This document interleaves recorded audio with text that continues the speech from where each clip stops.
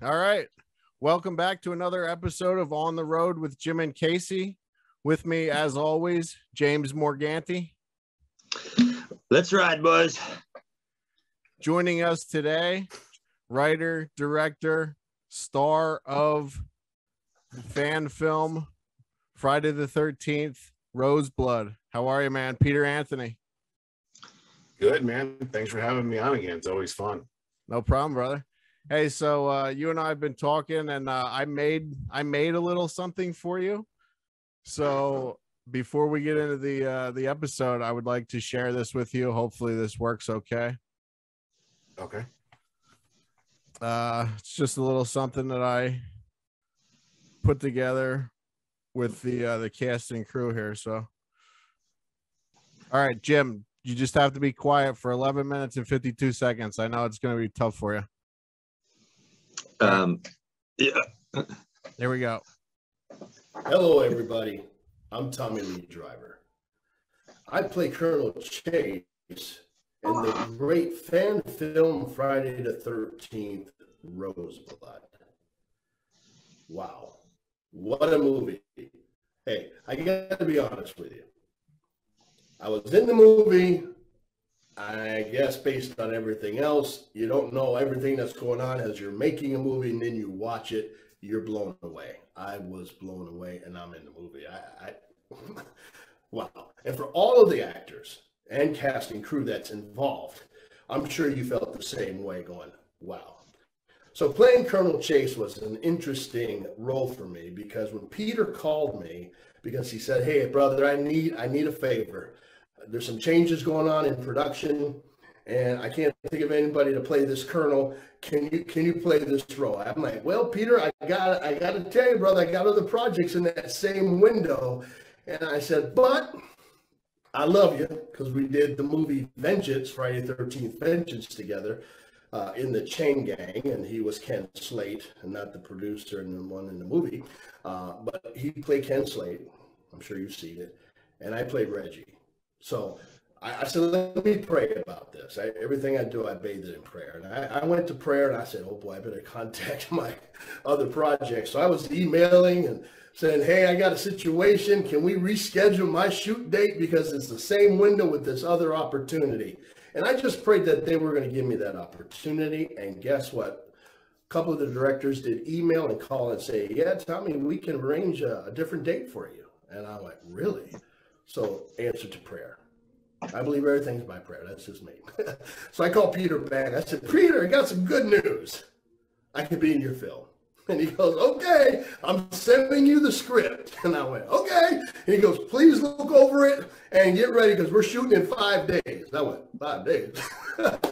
So I did. I looked at it. I said, okay. And I went, oh, boy, I'm throughout the movie. And the good news is I didn't die first. That was good.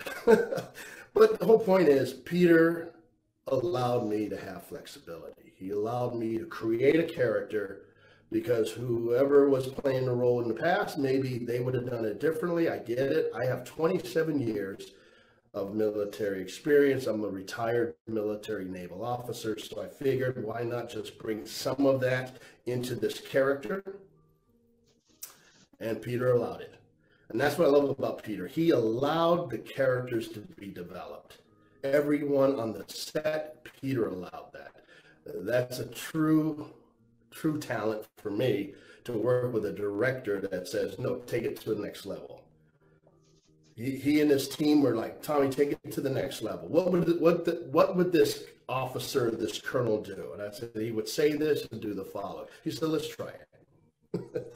Wow. And I've been on other projects that give some flexibility, but Peter, it felt different. It really felt like someone who wanted to collaborate, someone who wanted to take your opinion. That's unique in this industry. As a director, writer, producer, and starring in the film, that was Peter. Tommy, how would you want to do this? I said, I would say it this way and do it this way. He goes, let's try it. Some things he didn't want. He said, try it this way. I said, yes, sir. But I love Peter's leadership. I love his direction, and I love the cast and crew. Every single one of them. I can list all of them, but, just look at the credits. I want to say to all the cast and crew, I love you. You are family. Blessings to you all. Thank you, executive producer Sean, and all those involved. my fast team and all. And Peter, I can't wait for your next projects, brother. You're going to do great. God bless you. Thank you all. Enjoy the movie. Hi, my name is Sean Thompson, and I play an elite military guard member in the film Roseblood. Peter, I just wanted to drop you a line. Thank you for the opportunity to be a part of your vision. The excitement and the exuberance that you brought to the set on a day-to-day basis, the level of energy, the passion that you obviously have for this film and the franchise itself, the level of detail, the finite details that you brought from the series into your chapter, absolutely amazing, and speaks volumes to your love of the Friday the 13th franchise as a whole. You made something special, and I sincerely appreciate you giving me the opportunity to be a part of it. Thanks so much. Hey guys, it's Orderly Sansing here. I work with Hodder Mental Health. I'd like to thank a few people for helping me get this job. As far as that'd be Peter, Sean, Jason. You guys were amazing. Your families, they all helped me get this job. It's been great for a few months. I hope to work here for years to come. I mean, there are a few weird things that happen at this facility, but you know, no job comes without its stresses, of course, right? The Orderly Jenkins has been a little aggressive with his training, but as far as that, I mean, he's cool, but he makes me refer to him as the Jenkins. But he's doing a good job training me. Anyway, it was great. I consider you all family. Everybody at this facility, I hope we thrive and just keep things going. Hey everyone, my name is Jessica Hotman and I play young Tina Shepard in Roseblood. And Peter, I just want to thank you so much for giving me this opportunity, for seeing the spark of Tina within me and my eyes. I couldn't have done it without you. You wore so many hats on set, from writing the script to directing to acting and about 9 million other things. So your energy and your motivation and your feistiness made this film happen, and it really brought a family feel to set, and we could not have done it without you. So thank you so much from me to you, the General, the Governor, Peter Anthony. Hello, my name is Anson Days. I played a U.S. Army personnel. Peter, I loved your movie. I thought the storyline was brilliant. I loved all the other ties he had to the other movies in the franchise. And hell, I've watched this movie a lot of times, and the more I watch it, the more I love it. There's even been a time or two that my eyes actually kind of watered up a little bit knowing that I was part of this. So from the bottom of my heart, Peter, and everybody else involved, I want to thank you, and I hope I work with you all again in the future. Hey, this is DJ Patton. I played Cutter in Roseblood. Just wanted to thank you again, Peter, for the opportunity and to be a part of this amazing film. I had seriously one of the best times filming this and getting to know everyone on set. We really did become a family. So I'll let you know I'm very proud of you and very proud of this film. I hope to do another one with you again. All right, take care, Peter.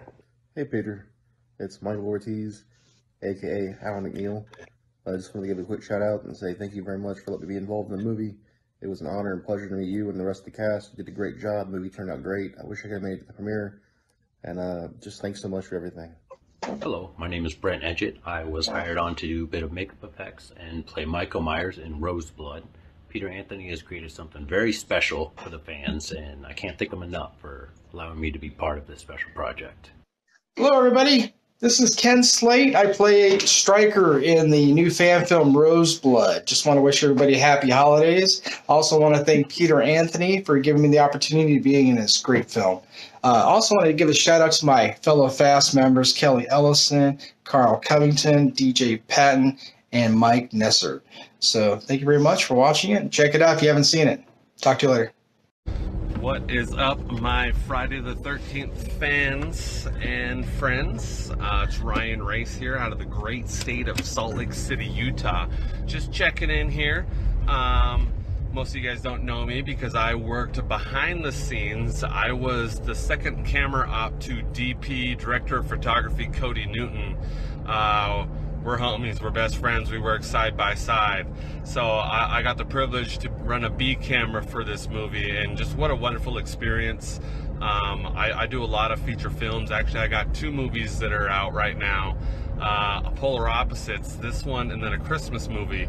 But I've been on a lot of big sets. I've been on little teeny sets, but definitely working with this type of crew has been amazing. It's been fantastic. It's been wonderful. I've never been on a set where people are eager to work. It was just an amazing experience that I hold true to my heart. Actually, it was so much fun that we went back up and we shot Vengeance too, so look forward to that. But I just got to give a big old shout out to Peter Anthony, man. Peter is the man. Peter was just so amazing. Some of the things that he did, we've talked a lot on the phone, especially before I was coming up to actually film, because I ran into some troubles, but he was just like, dude, just get your butt up here, let's get to work. And I hadn't even met the guy. Of course, when we were on set, we totally clicked. We became instant best friends. Not just him, but everyone on set. It's just an amazing experience. When we saw the premiere in Connecticut, I'd never been back east, and that was just fantastic. That was a trip, being able to go to New York and see Connecticut, and Peter opening his house up to me to stay there for a few nights, because you know, if you know anything about working in film, you're always broke. But Peter, man, I can't wait till we film 10 more movies together. Let's run to the top with this. I'm loving all the fans that are praising the movie, and I'm loving all the haters, because you know, this is how I do this in music videos. If you got haters, it just means we're doing something great, and we just keep on pushing, because the haters got to go out there and make something better. So let's even just keep on making better films. Let's just try to impress ourselves. Let's not worry about all the other stuff. Let's just make some stuff for the fans. Peter, everyone else on set, I love you guys. Thank you so much. Hey, Pete, it's Carl Cove, man. I just wanted to just extend my love to you, man, and say congratulations on the movie, on Roseblood coming out and being so well received by so many people. Even the critics, man, there's a lot of people out there who could critique the movie, and they loved it. And I saw it myself, man. I loved it. Your attention to detail was impeccable. You know, obviously, I told you that on set. But not just your attention to detail on set, but your attention to the writing and developing the characters, and for the characters to come to fruition throughout the movie. I appreciated that from a moviegoer's aspect. I appreciate you putting me on this project, man, and I know it was last minute, and thank you, man, for letting me come and do my thing, man, and, you know, I hope I rocked it for you, man, and I hope you're proud of it. But I'm proud of the work that I did with you and on the film. As far as, you know, everything else, brother, you know, if you ever need anything, not just on set, but anything else, brother, you already know you can call me, and you know how to get in contact with me. I'm here.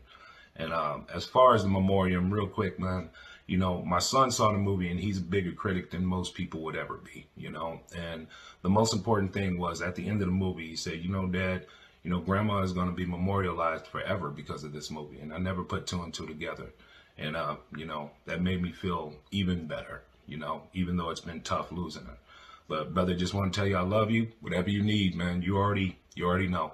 Grind and rise, and I'll see you at the top, brother. All right? Keep grinding. You still with us, Peter? Yeah, man. Unbelievable, dude.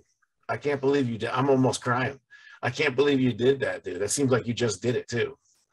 Yeah, I did it. I had it. I've been working on it the last since the premiere, trying to get everybody together to do it. And there's still a couple coming in. They've been busy, and everybody. I just think it goes to show you. Yeah. You know how I'm going to tear up a little myself. Oh man, you had me pretty teared up. I think it just goes to show you how well of a job that you did on this movie. Thanks, man. You trying to make this big football fighter, UFC fighter, cry now? Oh man, you're first of all, you're a class act, so thank you. I had zero idea that was coming. I thought maybe you made a picture or you did something you're talking about. I had no idea. Like that right there is so special to me. When that's done, dude, I know even now, but you said people are adding to it. I'm going to have that forever. And, you know, like me on set, there's not too many things that I want. James, like when the set was over, I was like, take everything you want. I just wanted that book when you guys wrote to me, remember? Yeah. And just like certain things. And man, that right there holy cow, that is Yeah, I thought it would be pretty cool. Unbelievable, because I'm constantly working and grinding and everything, and I don't, yeah. Can you hear me? Yep. Okay, sorry, this is unstable. Man, that was unbelievable. I can't even thank you enough. You're like on my Christmas list for the rest of my life, man. Thanks so much. I appreciate it. Because like I was saying, I work hard and I never really stop. And then you see something like that from people that you're working with and working for, and now you realize why you're doing it. Yeah. So thanks so much. Well, one of the reasons why I did it, and you're welcome. One of the reasons why I did it is I know that you're getting there. No matter what you do, there's always going to be people that hate what you do, and a lot of negativity is coming out saying like how like horrible you were on set and all this shit. It's like, I mean, I was only there for one day, but like we're friends now. You know what I mean? Like you know what I mean? Like I feel like I could call you if I need anything and you'd fucking talk me through it or whatever. 100%. But like the people to do that, you know what I mean? Like everyone, not one person on set had something negative to say about you. So like for people to fuck like all the negative shit that's coming out, like I just want like fuck everyone. Like it's such bullshit. It's only coming from that one group, you know what I'm saying? I know. And that one group has never been on set with us and doesn't even know us and never even met us, and every day they just come up with another line, another bullshit. Like one of them is I'm homophobic. My star is Kevin, who's been openly gay since 1988. We just gave money to the Trevor Foundation, which is an LGBT community thing. It's just, okay, that doesn't work. Well, Peter was every day, it's almost like a spin the wheel thing. You know what I'm saying? Because they're jealous. That's what it is. So I appreciate that was like the motivation for you to show a side of me that maybe some people didn't see. So thank you. Yeah, man. Yeah. Great movie. I mean, it's just, I'm blown away by how good it was. I was not expecting that movie. You know what I mean? Like, I know how little you made the movie for, like less than 60 grand. You know, it's just Cody Newton, that dude, he's fucking good, man. Like, I mean, your storyline, everything, the attention to detail that you had for the movie, amazing. But Cody's filming, he's fucking good, man. Like you picked a good guy there to do this. Home run. And there's very few times in life that somebody has as much energy as I do, and he does. So you remember him on set. Like, let's go. I wish you were there all week. Let's go.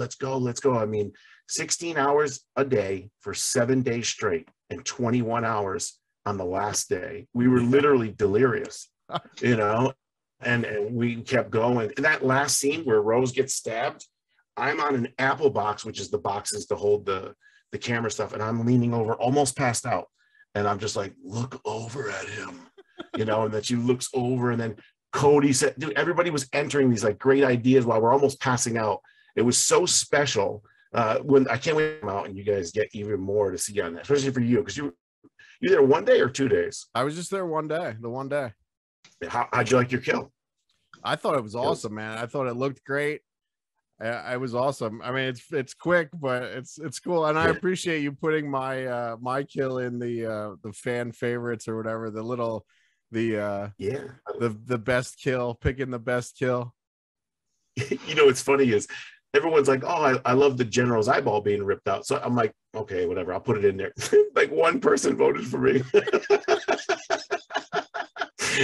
Who won? I think Caban's face-off won, right? Yeah. What is it over? Is it over now? It just goes, I guess. It doesn't really end, but I think he had the lead. Yeah. Yeah, he definitely. Yeah, Joe's face being ripped off was definitely the winner. I think that's more special than it normally would have been. I think because they liked him. So I think it was more sad when his face got ripped off. Yeah, exactly. Yeah, he was just like the janitor, the cool janitor hanging out. Yeah, whistling. He's all humble. Yeah, I love seeing you guys tear up over something that you love doing. You know what I mean? Like that's how you know you're doing the right thing. And Casey, I always knew that you were really good at pursuing your dreams of having large hands and gruesome, manhandling of people, breaking things, and he has a good charge too. I always love seeing people pursue their dreams, and obviously it's something that that affected you guys so much because you're doing something that it's making you cry just reflecting on it.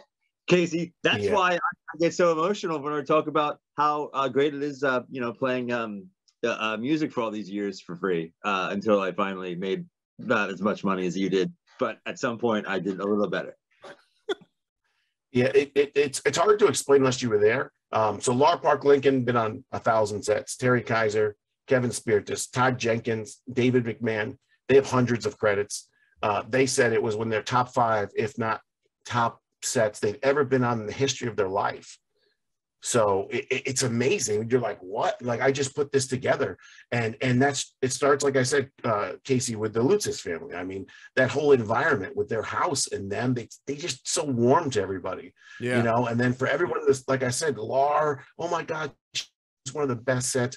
It was truly a family affair, a family event. And I'm shocked that I was that good because I'm pretty nutty and I was under so much stress and I wasn't eating, I wasn't sleeping, and I thought I was going to flip out on somebody and choke somebody at some point. and I didn't. And I think I tried to just keep it funny and keep everyone laughing and like Strang Casey on set, like people like him and shit made it funny too. Dude, how funny is it, right? We're in a big group chat, and I still I bust Strang's ass all the time because somehow pro wrestling got mentioned, and he just kept going on and on about Hulk Hogan. And I was like, I fucking shit on Hogan so bad. I was like, there would be no Hulk Hogan if it weren't for fucking the Iron Sheik. And like, we still go back and forth all the time with it. He's a humongous Hogan fan. He went to Florida and had Hogan sign the NWO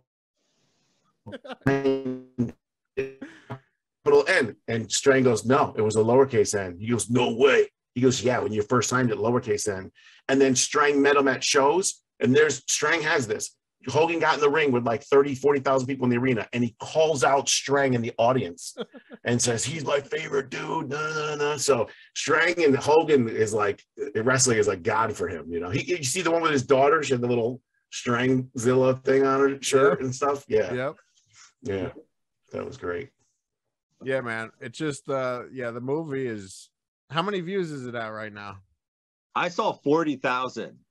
Yeah, I've watched it so many times. I know it so well. It's 40,000. Last time I checked was 40,000. Like 100, I think, or something like that. Yeah. Well, let me ask you, James. So since we've never really met and you've watched it, give me your critique or a rundown of the film, what you like, so on and so forth. I just like the actors are great. They're all very genuine, personable. Because I never really watched the Jason movies.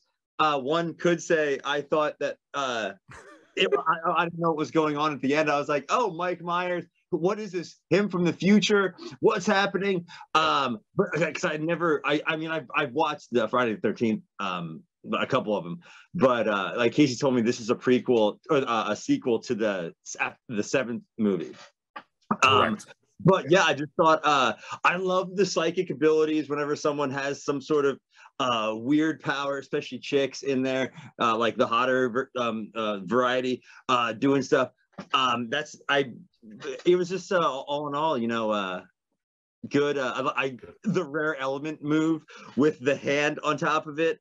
And doing the psionic blast on it, and and it's a hot shit, blonde hair, always good for the eyes.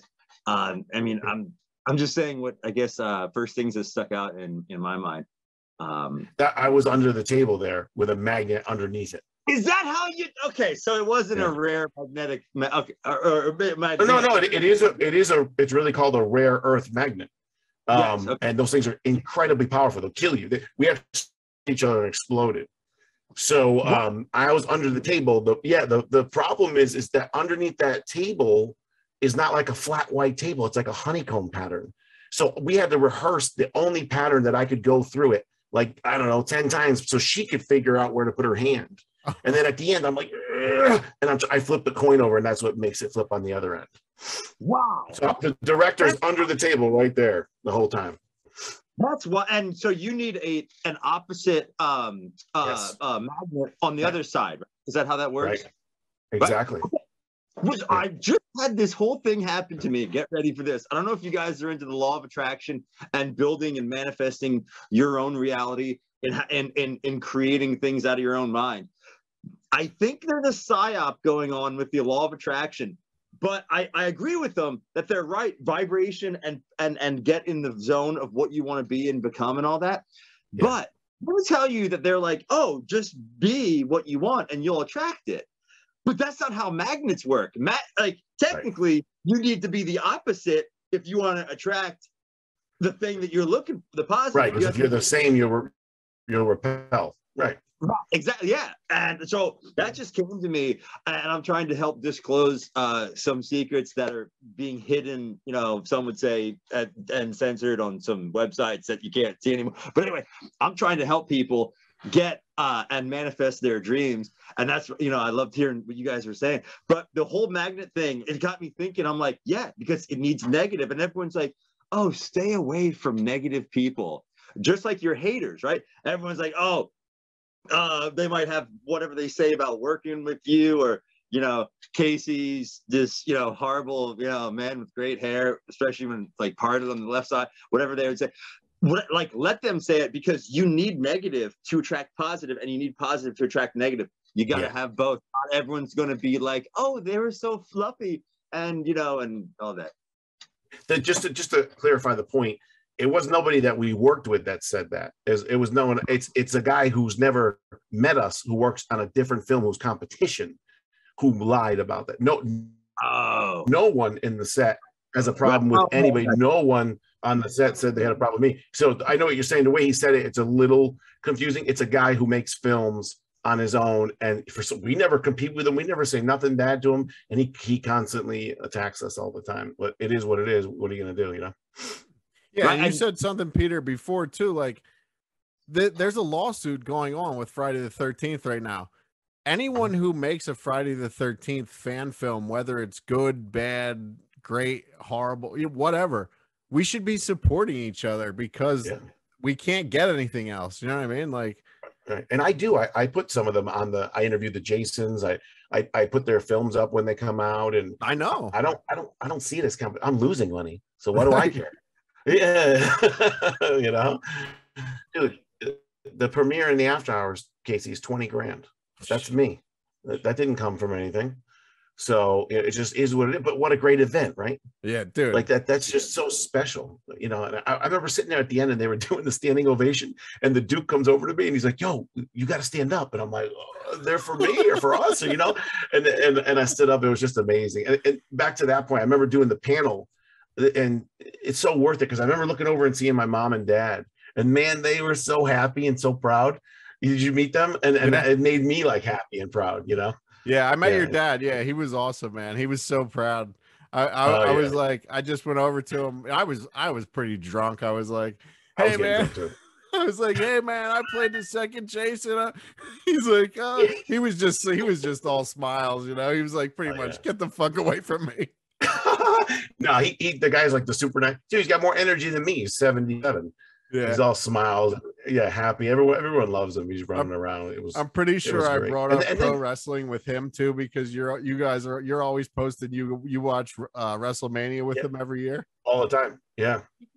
He was a big Bruno Sammartino fan. His father, my grandfather, used to take him to the Haven Coliseum to watch Bruno Sammartino. That's awesome. Yeah, real cool. And then the funny thing is, we do the panel, and I forgot that I sold another like 50 tickets that were just the moviegoers. So all of a sudden, when we went to watch the movie, like, man, there was a ton more people there, all the way down to the back. But did you guys get to do interviews on your podcast of stars? No, we didn't do it. We didn't do anything on our podcast that night. I thought you guys were going to interview people. We have them lined up. We're talking to Terry Kaiser soon. Yeah. And, okay. I feel bad because like the other guys were interviewing people. I thought you guys were too. They weren't looking. Death Curse Society. Those guys are great, man. Yeah, thanks. Man, they drove all the way from St. Louis. He picked up his buddy in Cleveland and then came there and back. It's like 3,000 miles. Wow. Another thing too with Deluxe Edition, Bill is he doesn't want to get us trapped in like more like a horror podcast. You know what I mean? We're more of a pop culture thing. So, but you're there, you know? I know, dude. Believe me, I know. Plus Bernie, Weekend at Bernie's, that's pop culture. I know, man. Yeah, we're talking to him soon. We finally got a hold of Dominic after the after party, or after the premiere. I keep saying the after party, but speaking of the premiere and after party, do you know of any? Bill and I were talking about this with someone. Have any other fan films done a premiere and anything like this, like with a small convention like this? No. I mean, a lot of them did movie theater releases, which is kind of common. Vengeance 1, I lined up the one at Blairstown, so that was a huge thing. It was the museum. It's on TV. Did you see it on the show on Shudder? Yep. Yeah. You see me in it? Not yet. No, I didn't. Oh, okay. I know. I know that it's there. I didn't watch it yet. Yeah, Jason is in it too. So I set that whole thing up where we had the Vengeance premiere at the Blairstown Museum. So there was a little museum, then they opened up like a bigger one. So it was like the grand opening of it, and we invited all the other fan films there and everything. So that was kind of cool, but this was different. It's just like a red carpet kind of different level. Yeah, man, it was awesome. Like I was like, I looked down. I said to Bill, I was like, dude, can you believe we're sitting next to fucking Kevin Speartis, next to Terry Kaiser, next to Lar Park Lincoln? Like, holy shit. Amazing, right? It's amazing. How was the food? I heard it was pretty good. The food was great, man. Everything was great. At one point, Lar Park Lincoln, the star of, part 7 and your movie, she comes down. She was, I think maybe going to get some food or something. And she comes down and she's looking at our table and all the stuff that like I had pins for the podcast and I had pictures of me there as Jason. And she's, hi, I'm Lar Park Lincoln. And me and Bill are like, we know. And she's like, and you are, and like, why are you here? Basically, what I mean? We were like so fucking starstruck. It was so cool. Is that you and the Duke behind you? Yeah, me and the Duke, and then over here is down a little further is me. And that's awesome, bro. Me and Jason. Can you see that? Yeah, it looks like he just rolled in the picture after Duke. Yeah, right there. That was you kept getting a kick out of that one because I was walking around the set with my glasses on. Remember, over the mask. Thank God you're pretty big, because I remember, because sometimes people like want to be Jason and the dudes are like 5'7" and fucking 300 pounds, and I'm like, how big are you? What are you, 6'3"? Yeah, like 6'3" to what, 50? Yeah, I'm 6'2" and like 260. Yeah, so I'm like, oh, good, we'll have somebody good that's somewhat big, and then you turn around the corner with the big ass glasses and you're like, hey, and I'm like, it's not fucking Brooks. You were so happy to be in costume. You were telling Bill about this, and I was like pretty drunk. I sort of remember a little bit of the conversation that I was one of the things that you were worried about the most about the production of the movie. The weed? Yeah. Well, yeah. So I'll tell you, James. So he wins the drawing. So everybody tried to draw to be as Jason. So Casey wins. So I'm like, okay, cool. I contact him, right? the two things he said. What was the other one? I forgot the other one. Oh, okay. Did I have to shave my beard? Yeah. He goes, do I have to shave my beard? And I go, no, because you're going to be under the mask and the hood and no one will see you. He goes, 2, can I smoke weed there?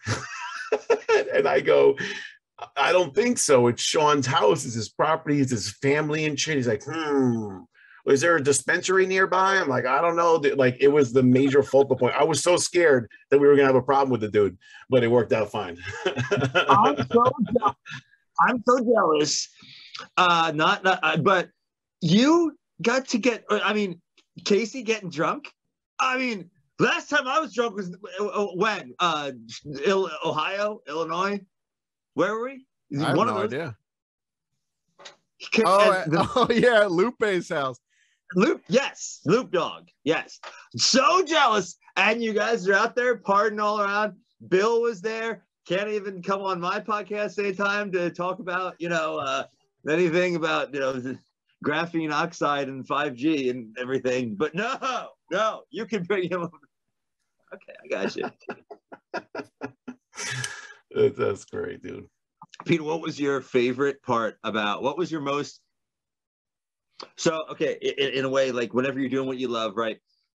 I know for me, when I play music, especially like cool things and moving stuff, there's always like a moment that sticks out where you're just like connected to everything. You feel it coming, the big energy blasting you, and and you're just like taking it all in.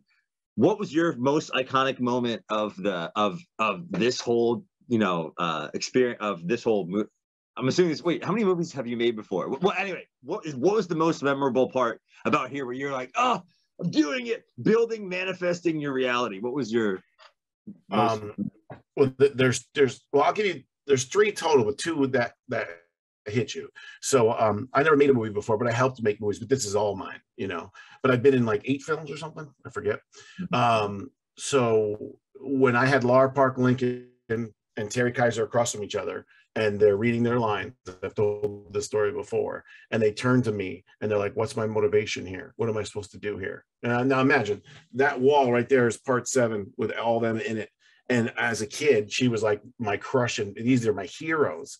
And I grew up wearing a mask when I was 6 years old as Jason. I've never not gone as Jason for Halloween. I have 70 masks all behind me and everything. So they're like, what's my motivation here? And Laura is and I go, this moment is your whole life. And she goes, I get it. It's the character Tina's whole life. I said, no, it's your whole life. Your whole life of acting is coming right back in the circle right now, right here, this moment. And she goes, yeah. And then I turned and I looked at everyone else like, what the fuck did I just say? And it worked. And I was just blown away. And I'm sitting there in the room like this with my hands like this, just watching them. And I'm like, they're reading my script. They're here for me reading my script. What the hell is going on? And then later on, that last scene with the fire and Michael and Jason, how tired we were, it just was magic, man. I mean, you could do a Michael reveal many times and really fuck it up. And I don't think it fucked up. I think it was really cool the way that happened. And it was just special. And then lastly, I basically set 3 to 4 hours for the last year. I've spent $60,000 to $80,000 of my own money. I've gotten 30 pounds overweight. I've sacrificed. I've been going on dates. And when we had that premiere and it was over, and to see people standing ovation and be happy and love the characters that you built from your mind and see other people succeed and get success, it was all worth it. Beautiful. Thanks. Yeah, that's beautiful. Case, what about you? What was your favorite part of the scene, or of your experience being? You know what? He was just doing what he does.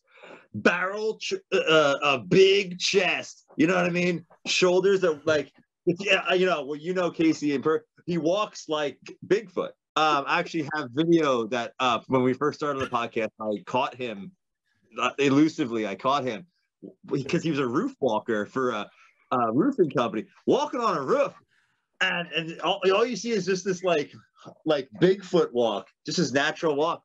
It was genius. And I was going to ask you, what was it about? Was it his big head? But then it was a raffle and whatnot. But yeah, but we're so lucky because just like Ken Slate, Casey, when I decided for Vengeance, I'm like, why don't, because I was going to be Peter right now, and they're like, I'm like, why don't I raffle off this shit about my name? And dude, there was like 100 entries. There was like Enrico Glancitio and shit, and Ken Slate won, which is like the coolest, easiest, smoothest name. We're so lucky that was the name we got. Oh my god! Did you imagine if it was something crazy? What was your favorite time on? Yeah. What was your? I mean, you're only on there that one day. So what was you're interacting, or Jason telling you how to throw the axe, or? Yeah, I think just the whole day. I mean, it was cool. Like, when I was there, because I scheduled it with my work. So when I was there, Joe told me, I guess you had Joe Caban running everything, like the times. He was pretty much like, your guy of communicating with everyone on set and everything. So he told me to be there at 7:30. There were a few days like I was supposed to be there, whatever, and I was like, look, if you guys don't need me, I can go get these jobs done, and that just let me know, because I'm here for a few days. So we worked it out, and then he told me, he's like, be there at 7:30 tomorrow. So I get there at 7:30. I remember that. It's just me and Tommy Lee Driver, the first one in the video, and he's like, "What? They told you 7:32, huh?" I was like, "Yep."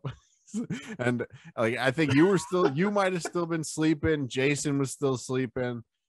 Like, the day when I was there, it was like, holy shit. Like, I asked a few people that have been acting, more, and I was like, is this how it goes? Like, is it just like sit around and wait a lot, It and is. like, It is. Yeah, if you're not very active in the movie, that's just the way it is, and you'll there's other variables too. Sorry, go ahead. You'll like this. So on my other show, Deluxe Edition, we interviewed Gregory Scott Cummins, who's been in like a ton of 80s horror movies. He's in Always Sunny in Philadelphia. He plays Mac's dad. He's in a new show called Bosch. But anyway, so I've become friends with him now, and I've met him like a few times for dinner when I've traveled to LA for work. And I was telling him about how great the set was and everything. And I was like, it's fucking crazy. I was like, I never realized how, everything was, it's take after take after take of the same thing, because it's just the one camera.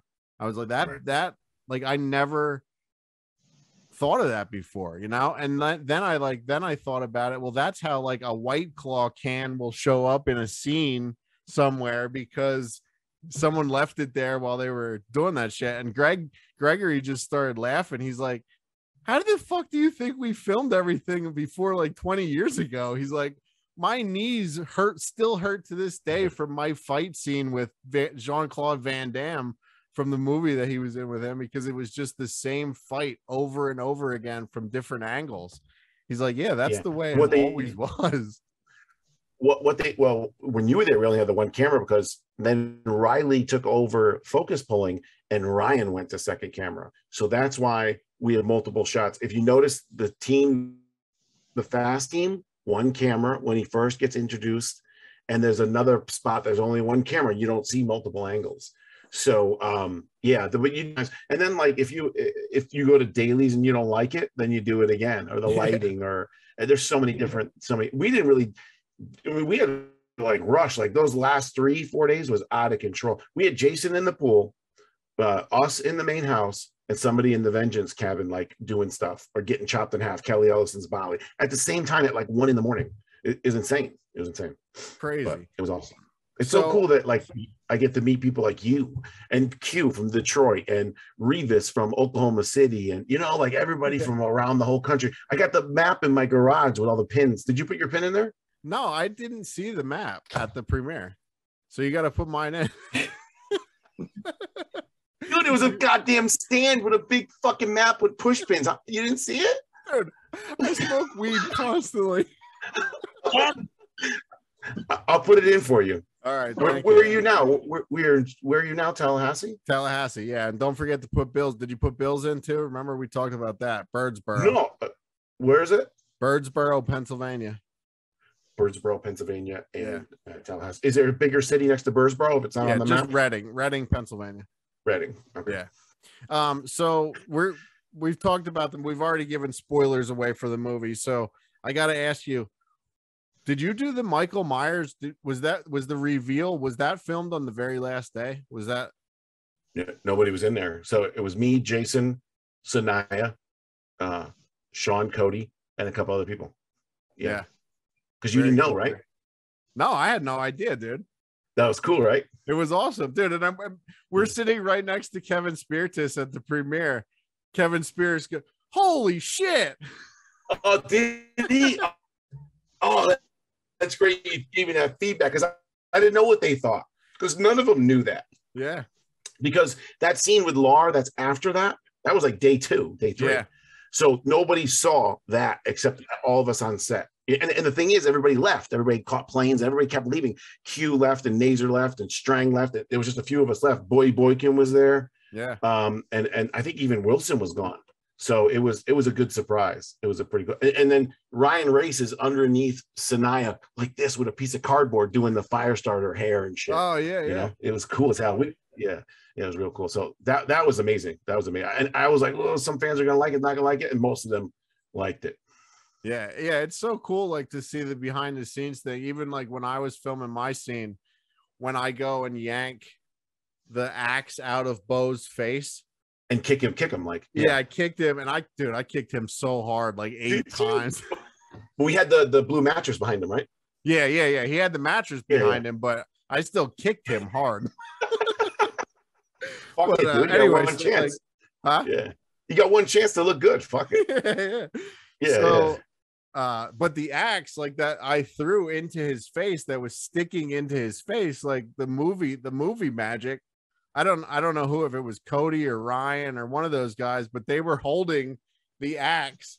They were laying right next to Bo. It was Andrea from Amos Effects. Okay, Yeah. But she's like laying So- right at my feet. So what we did, James, is we took a sponge and I took it and pressed it against his face. And then the way the sponge depressed, we outlined it with a black marker. So it would have his indent of his face. Took that, put it on the axe, and grinded the axe to fit his face perfectly. And then had someone underneath hold it underneath against his face so it looked like he got hit. And then Casey puts his foot on his head and does the old foot stomp release. I got you, Case. And I added a bunch of sounds, Casey, too. So the whooshing sound, the hit sound, the gurgling sound. I added all that because it wasn't there, but it makes it so much better that he's like half alive, you know? Yeah. Dude, and I can totally see how people get into fights and stuff on set, you know, like, oh yeah. Dude, that was honestly one of the only days that I have not smoked any weed in the last like 20 fucking years, you know, well, until I left there, of course, you know, but like, yeah. So like, I was like nervous for one, because I've never done anything like that, you know. I was a pro wrestler for like 2 years out of high school, so like I was in front of the spotlight for a little, like for 20 people at most, you know what I mean? But so like, yeah, when I throw this, you know, when I throw the axe and then Andrea's holding the axe, and then, you know, I'm supposed to go over and then we had the blood. Yeah, the blood, yeah. So we had the tube running up, with the blood. Yeah, sorry. So I'm supposed to go over and yank it out of his face, like we just talked about, and like everyone's walking me through it, and like someone looked at me and they're like, "Haven't you ever taken an axe out of a piece of wood before?" I'm like, "Yeah, a fucking piece of wood.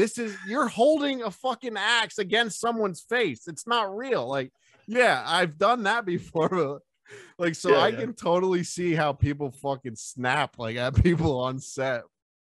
Oh, dude, I won't say names, but like we were really tired, you know, multiple nights. And then somebody who's got nothing to do with the movie or the script or knows anything about anything is like, "Why don't you fucking do it this way?" And at one point I turned around, I was like, "Shut the fuck up."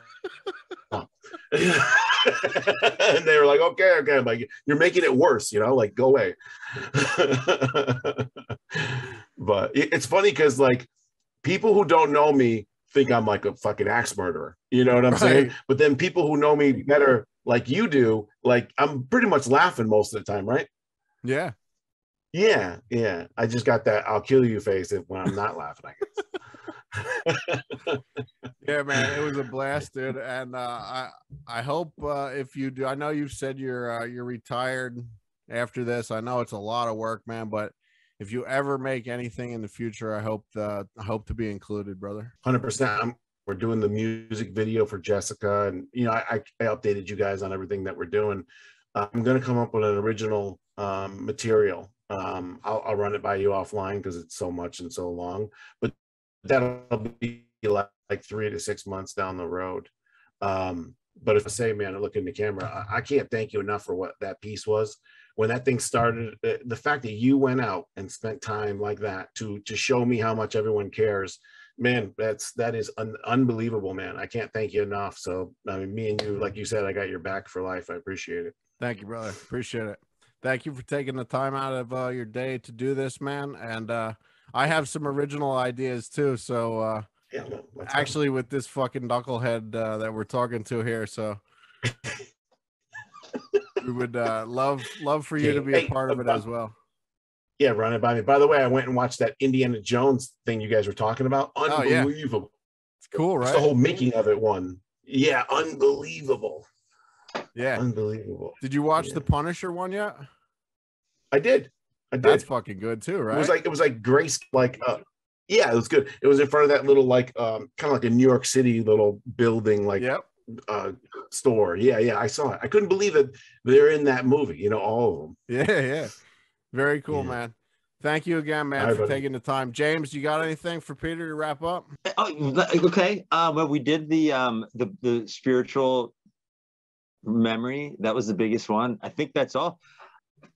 Yeah, let's we'll talk to you when we start doing our thing, our idea that we have. Or if you need a guy to be flexing shirtless in the background while playing guitar of a music video, you can call us up anytime. All right, I'll remember that. Thank you, I'll brother. see you guys later. I appreciate appreciate everything. All right. I'll talk to you soon, brother.